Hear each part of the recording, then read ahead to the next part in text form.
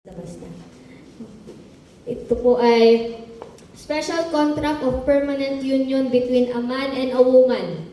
Okay, so hindi po pwedeng same gender. At yun din naman po yung nasa family proclamation din po natin dito sa simbahan. So between a man and a woman. At ang kasal po ay protektado po ng Estado, ng ating state. So hindi po ito basta-basta pinapawalang visa.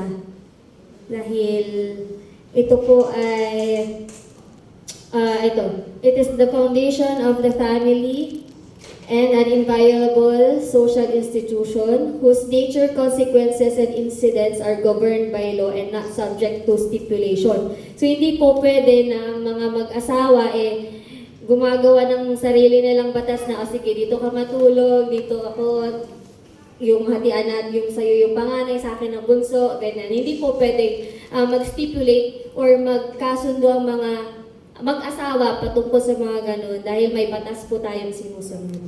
Ayan. So, ano po ba yung mga kailangan para masabi natin na valid yung kasal? So, meron po tayong essential requisites at saka formal requisites. Mamaya,